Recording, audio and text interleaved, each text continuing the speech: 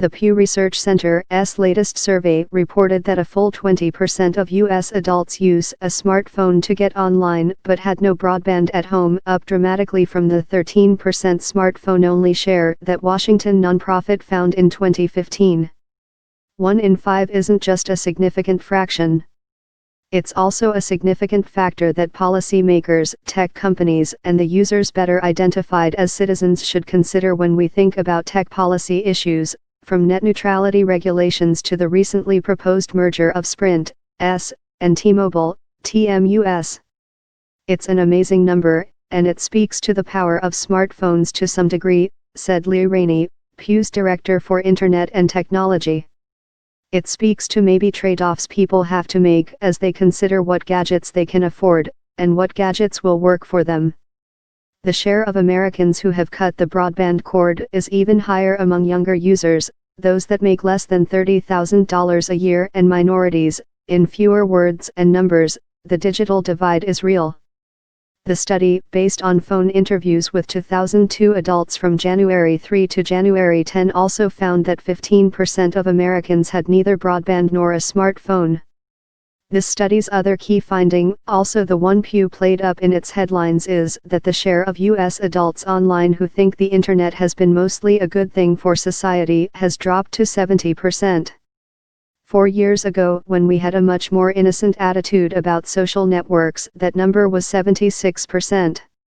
Cost considerations have to drive much of this, Rainey said. The starting point for this is probably folks saying, I need connectivity, I don't have all the resources in the world for every kind, so what will serve me best, he said. You can only get one thing. For a lot of people it makes sense to have a smartphone. You can share a phone's bandwidth with nearby computers via its mobile hotspot function, but all 4 nationwide wireless carriers impose data limits on the feature.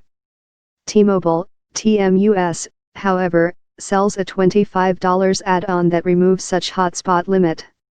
Besides, earlier research by Pew, funded mainly by the Philadelphia-based Pew Charitable Trusts, found that only 55% of smartphone-only users have a real computer at home anyway. For the other 45%, tethering isn't an option. Among U.S. adults in general, 73% have a computer.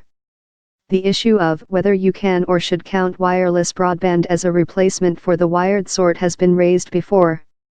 In January, however, the FCC decided that mobile services are not full substitutes for fixed services.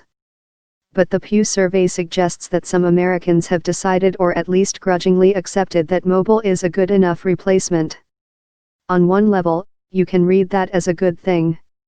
It means that the market for wireless broadband, defined this broadly, is much more competitive than it is for wired alone.